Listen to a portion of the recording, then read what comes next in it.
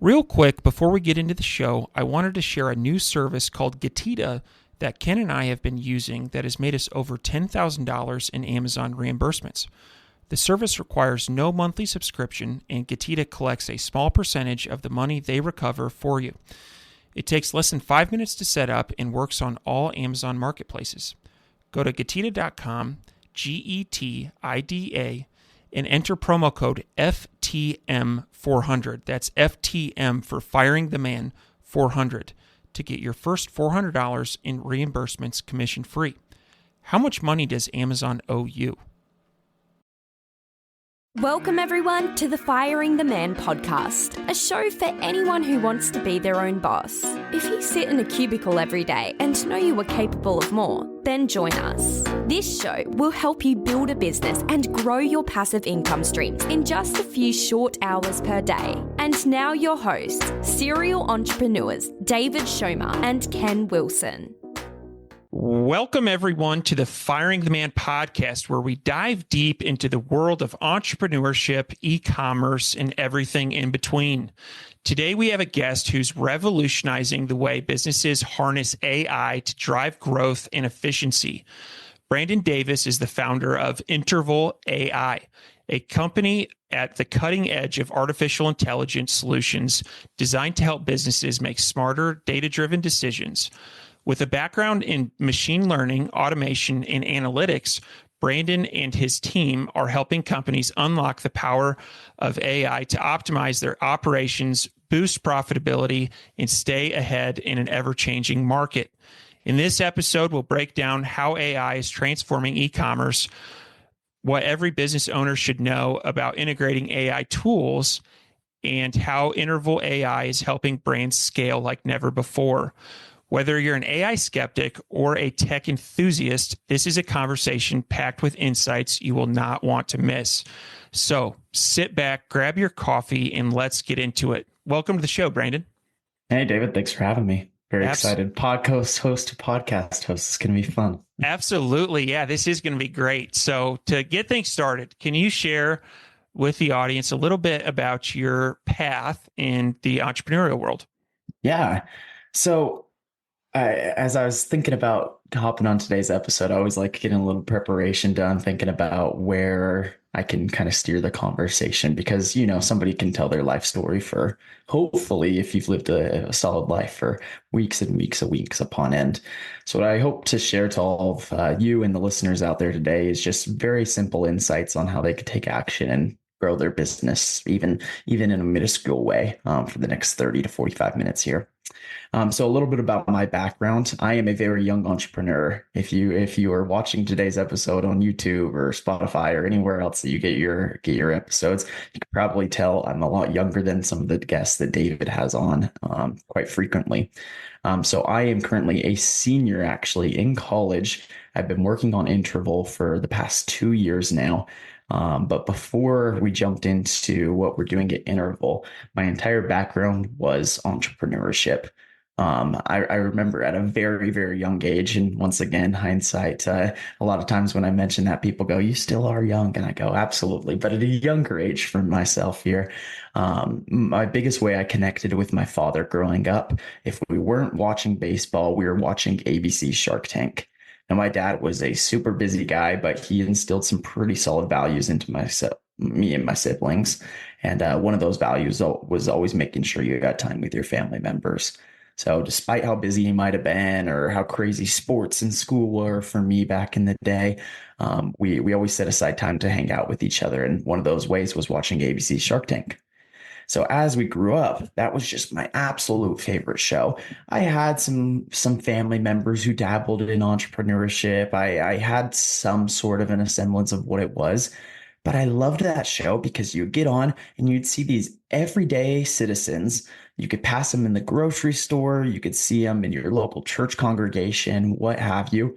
They seemed just like everyday, ordinary people, but their businesses were doing extraordinary things. They were selling some sort of product or service that was actually resonating and helping people in their lives. Now, obviously, some businesses on Shark Tank are a little bit more serious than others. You have anything from software companies to toy companies to the next revolutionary pancake and everything in between. But I just remember at that young age, I would watch that show and I'd look over at my dad and I'd say, I want to be just like these guys. And then he would look over me and go, yeah, right, go to law school. That was his path for me. Super supportive though. As I grew up and kept watching ABC's Shark Tank, I knew that was my journey laid out in front of me from a very, very young age. I didn't know what business journey was going to be yet, but I knew I wanted to take that. And so fast forward a couple of years, we started getting into that maybe when I was in fifth or sixth grade, so fairly young. Fast forward a couple of years, I hopped into every single fun little widget you could possibly sell to kids at school. The fidget spinner era is when I would go. I'd bulk order them on places like Alibaba or at the time Temu didn't exist, but products like that. I would bulk order them, go and sell them at my local school for when kids were supposed to get lunch money from their parents. They would end up using it on the dumb products that I'd buy overseas. I'd turn a little bit of a profit, and it just kept slowly ramping up to larger and bigger things until finally in my junior year of high school, I had an old beat up pickup truck I'd save up for, and I had a friend with some landscaping equipment. And so we decided in my small town of Hemet, California, we were going to go door to door and start selling our landscaping services. So we'd knock on a door, give them the worst sales pitch you've ever heard in your life, way undervalue our services, but then we go cut their grass, edge their lawn, things like that. And even though we probably were spending more money and time on the gas powering the truck and the vehicles to actually cut the lawns, that was the moment that I truly understood that I wanted to work for my own dollar and not necessarily have to rely on somebody else to provide my income. And the rest is sort of history up until where we're at today. That's outstanding. That's outstanding. And I think it's really neat that you are a student right now. One thing that, I look back on my college experience and you'd sit in the classroom and learn, but you had to wait to apply it until, you may have internship opportunities, but I think the retention rate must be a lot higher when you're learning in the classroom and then applying it.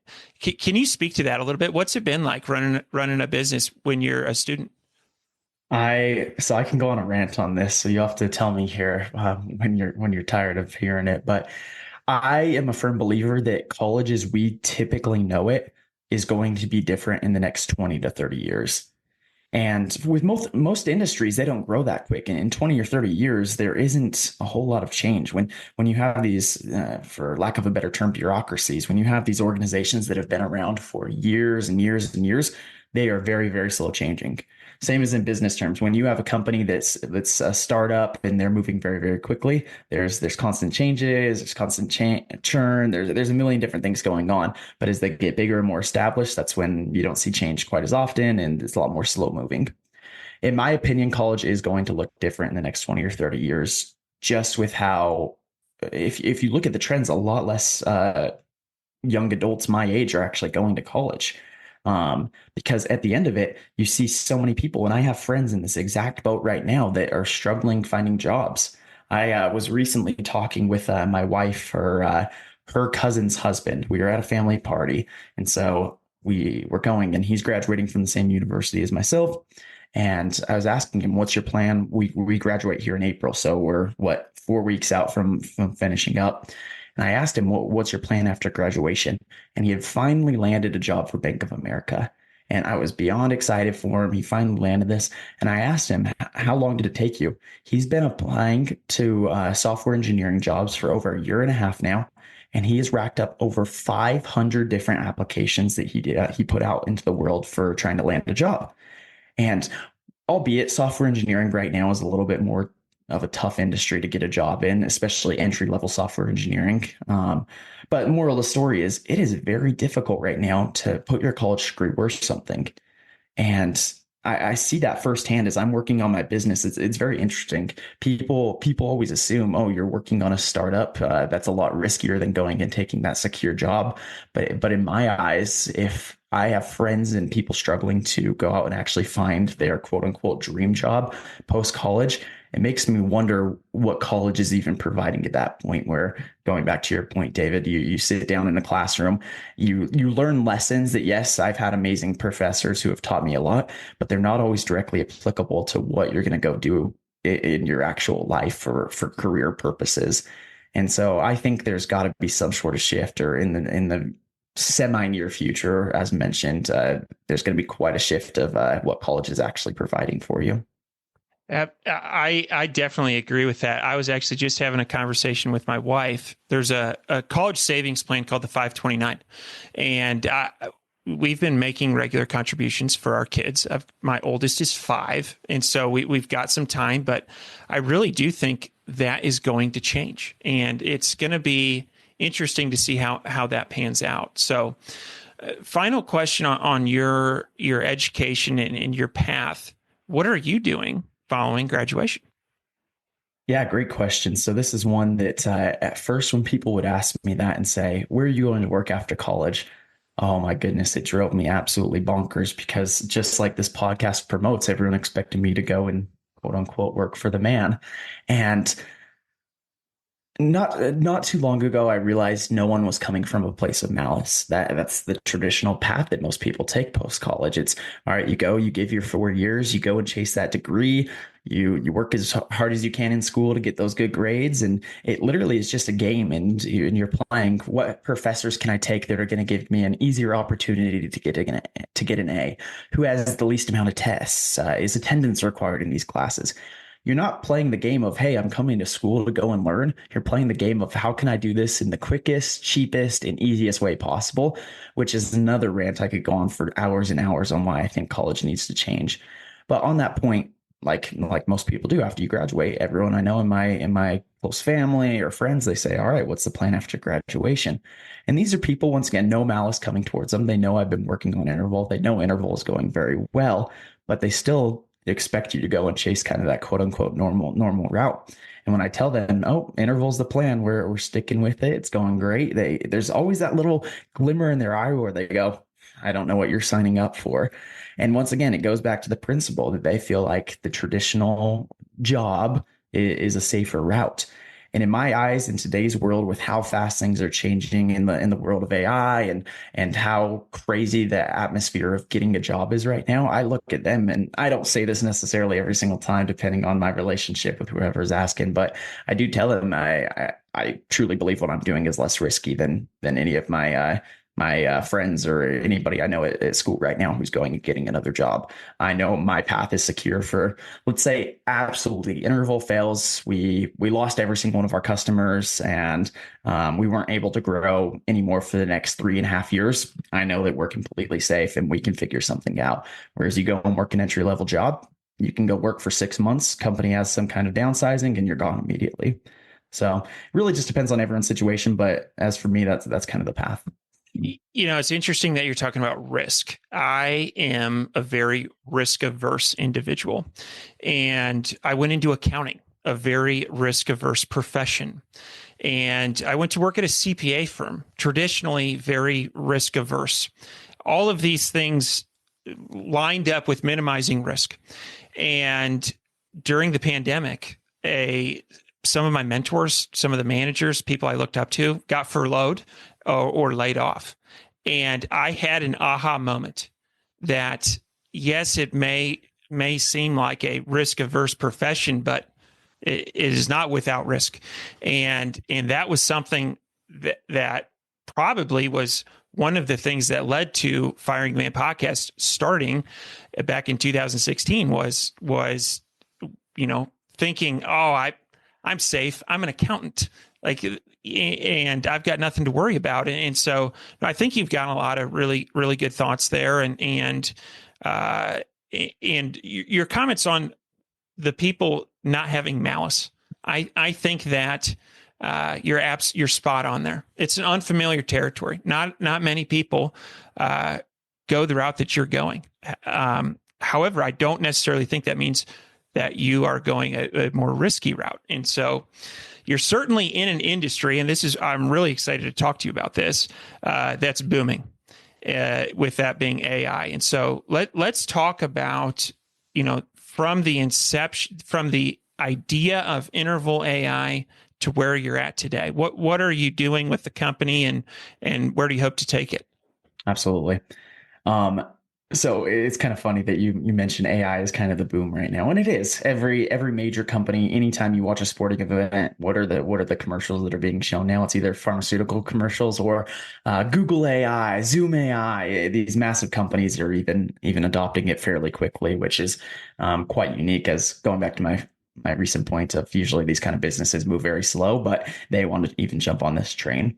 And I do find it interesting. Growing up, I was just post the when I was watching Shark Tank, as I mentioned, I was just post the .com bubble bursting, and it was very interesting because now I kind of see some similarities with AI, where it's almost as hype worthy or buzzworthy, and totally different context in my opinion. But it is interesting to see, and I understand it's kind of a new fear that a lot of business owners have. But in the .com burst, when it burst, there was all different types of businesses who thought just because you were quote unquote online that you were going to make it.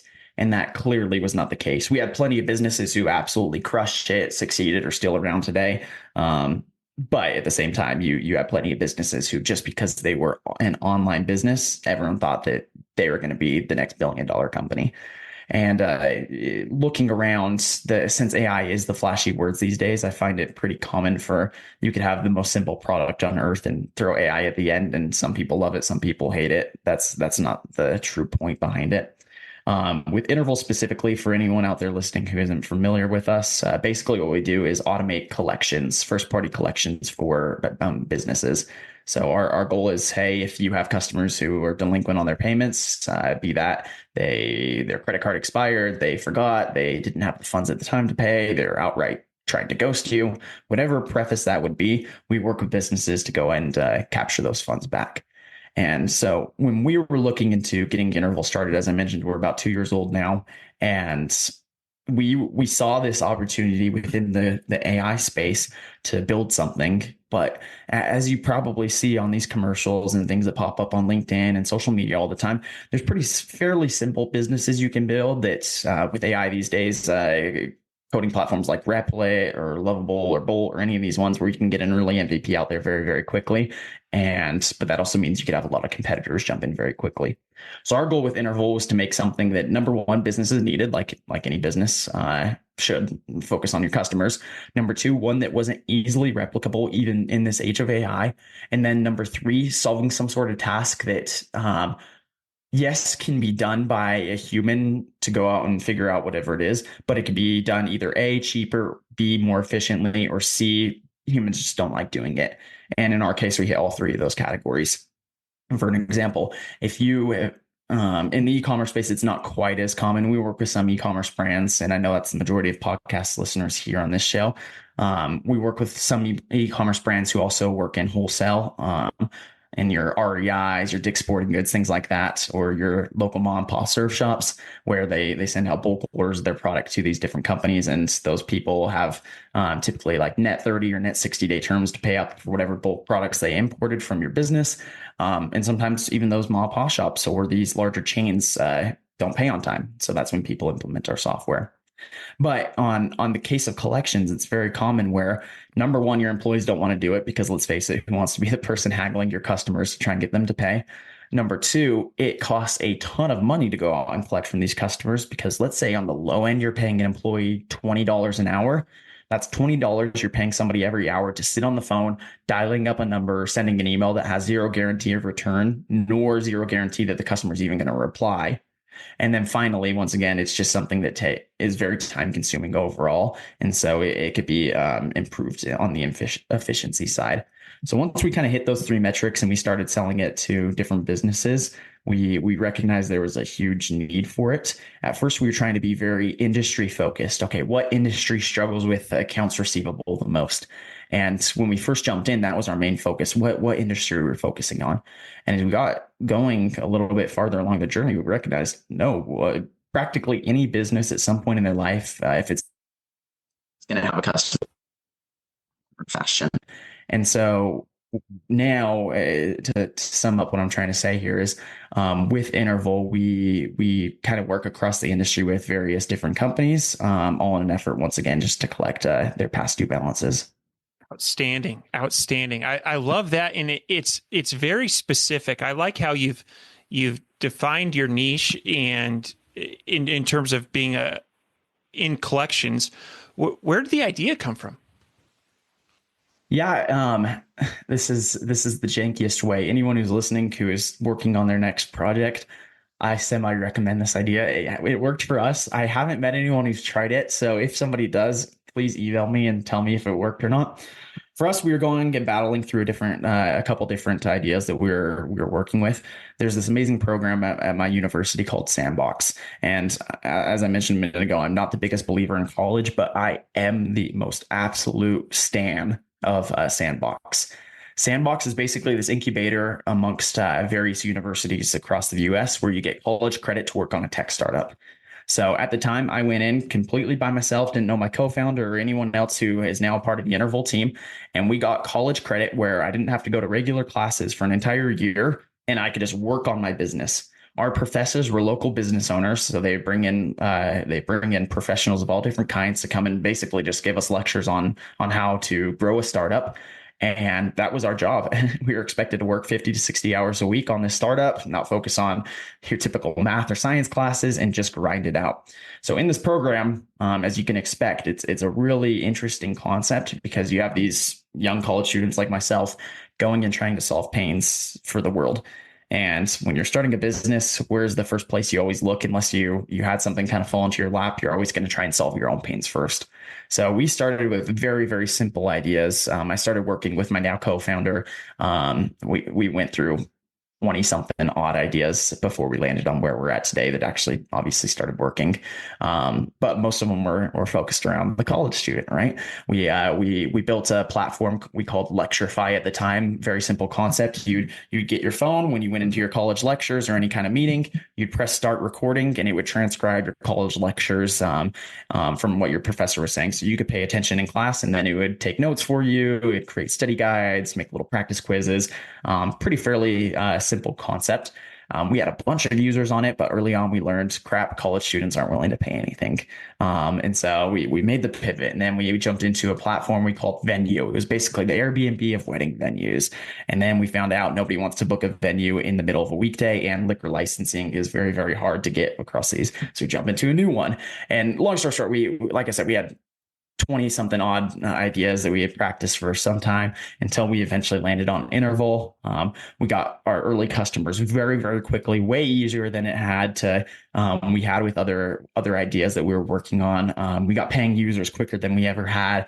Our product was very janky when it first was created, but people were still willing to pay for it because the need was so grand. And that's kind of when we knew, all right, this is the one. This is what we've been waiting for. And that was, as mentioned, about 2 years ago.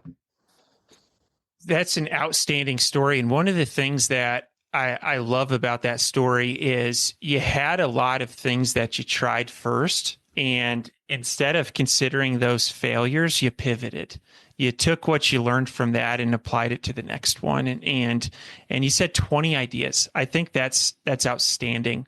And really a solid mindset for entrepreneurship.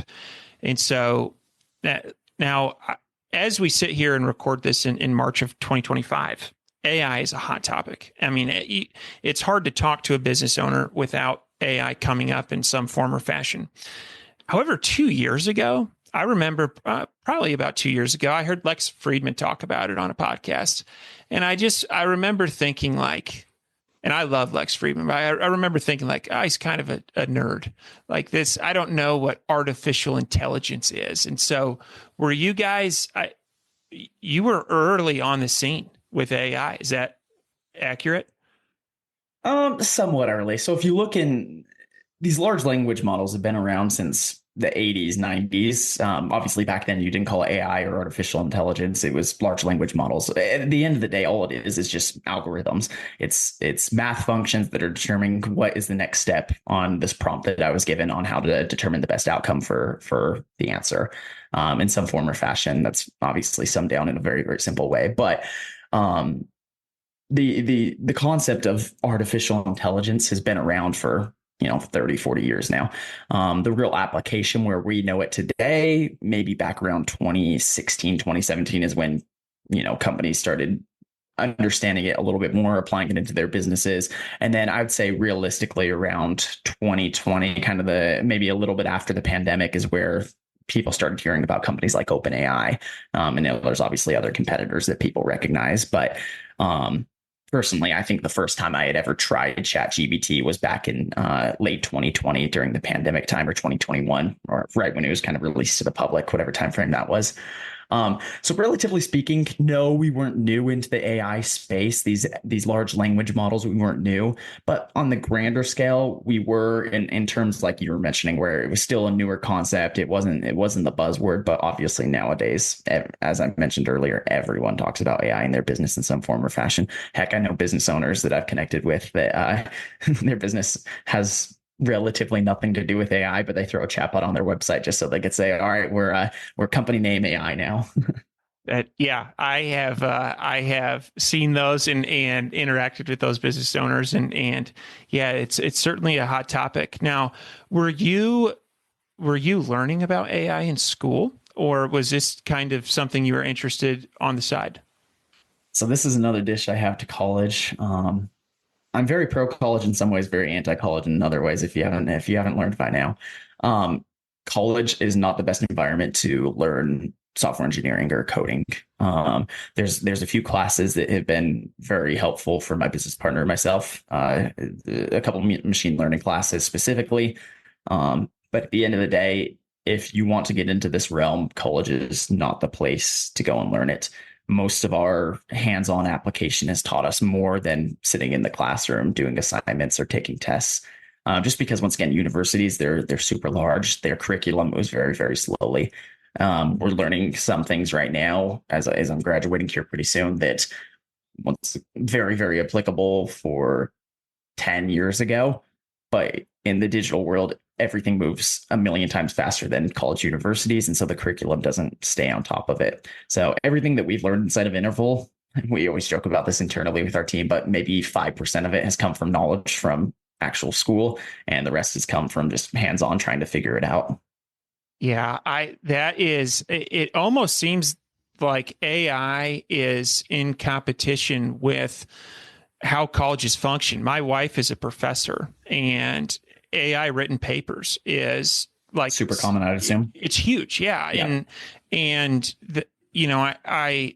my wife would tell you that, we're trying to prep these students for the real world. And when they go out there, they're going to have AI in their pocket. It's just kind of like learning long division. And the teacher says, well, in the future, you're not going to have a calculator in your pocket. You go, yeah, yes, we do. and so their stance, at least like this year, has been like anti-AI. If we find you using AI to write your papers, then you're in trouble. And I don't think that is congruent with prepping people for the real world. Can I ask you a question on that? Absolutely. And hopefully this you're allowed to say, and this doesn't get your wife in trouble here or anything. Does she agree with the policies that no AI, or what's her take on it? No, she doesn't. And it seemed, this is my take on it. So these are my opinions and not hers. It seems like the universities all of a sudden needed to have an AI policy, and they weren't prepared for it. The people making the policies and procedures weren't necessarily prepared to deal with it. And all of a sudden, for the last 100 years, we've been having students write papers. Well, now there's this tool out there that does that for you. And, my opinion on that is you need to change the way you engage students, and you need to change the way you're teaching, and not encouraging them to use one of the most powerful tools available. I don't think does the students any justice. I don't think that is in line with what college is meant to be. And so I share a lot of those sentiments with you. Yeah. And it'll be interesting to see how that plays out. I think we're kind of in a weird trying to figure it out space. And I agree with you on that. I think to not totally bash on college universities, I think they are in that awkward stage of trying to figure it out. The entire reason they exist is to provide you the higher education and hopefully at the end of the day place you into a good career so you could be that model citizen and go do exactly what you're supposed to be trained to do since you were in the first grade. So I think they are trying in some fashions. I have some classes currently as an active student that say these are the parameters on using AI for this assignment, and they'll give you kind of layouts. You can use it for research, just cite your sources, things like that. Those ones make a lot more sense to me because they're practical. Those professors recognize, like, all right, let's not beat around the bush. These students are probably going to use it regardless of what we say. And then secondly, let's actually teach them a tool that's going to be impactful and not just something they're going to forget. And this is another issue I have with a lot of my college classes I've taken the past 4 years. It's you go in, you study for the test, you go in for that midterm, and then you immediately forget the material 2 weeks later. And I hate to admit it, but I'm the stereotypical student with that. I'll grind out, I'll study for a little bit, I'll make sure I get that test pass. I've stopped caring a little bit more ever since interval's been going good for the past 2 years. But my first 2 years of college, I was the total pencil pusher. I was trying anything and everything to get those good grades, and I learned the material and then immediately forget it after. So I think the professors that I currently have as I'm exiting that over the past 2-3 years have said, all right, don't necessarily take the non-AI approach, but at least keep it reasonable. Do your own work. Tell us what portions of AI helped you out with. Those ones have left a longer lasting impact on myself because I feel like I'm learning more. Yeah, yeah, absolutely, absolutely. What are your goals with interval AI? Yeah, so it's still something as a young founder I'm trying to figure out, and I guess it's kind of a joke because any business owner is always trying to figure it out. You're playing fake it till you make it every single day. And when employees ask questions, you put on a smile and you answer as best you can, but every day looks totally different. In all my different fun entrepreneurial ventures, this is obviously more of the big boy job, for lack of a better term. We recently brought on 4 different employees besides my co-founder and myself. So I've never managed a group that large. I've never paid somebody's salary. Heck, I had to go and ask a business owner, a guy I knew growing up I used to be a Boy Scout. And so an old Scout master of mine who's ran a business for, 30, 40 years now. I had to go ask him. I'm like, hey, I've never had to pay an employee's part of an employee's health insurance. Like, tell me, who should I contact about this? What do I go and do? And so there's a lot of things that I'm still learning, and I'm very blatant and transparent with all of our employees now on there's a lot that I don't know. Help me as the quote unquote boss to figure this out. And so I just lay out our expectations with everyone on staff now very, very simply and say, hey, me and my co-founder's name is Connor. Me and Connor are really trying to figure this out. You be honest and you work with us, and we'll be honest and work with you and come to a middle ground. It's been interesting. There's definitely days where I'm banging my head against the wall thinking I have no idea how I'm supposed to do X, Y, or Z. But you figure it out just like any entrepreneur does, any business owner does. You figure it out every day. So our goal for the next phase of Interval is we're still in the startup phase. Being just under 2 years old, it's not like anything absolutely out of the ordinary there. Our goal is probably work on it for the next 6 or so years and then try and sell it off and kind of start a new venture from there. But that's another thing that we debate back and forth every single day because we've never gone to that phase. So we kind of just take it one day at a time and see what happens. I'll tell you what, and I'm not just saying this to flatter you, but if I'm Brandon Davis, my goal would be, and I love this idea. It solves a pain point, and that's huge, and it deals with cash flow, that's business. I mean, a lot of business. That's your world. That's your world. Yeah. I'm a retired CPA, and cash flow is king.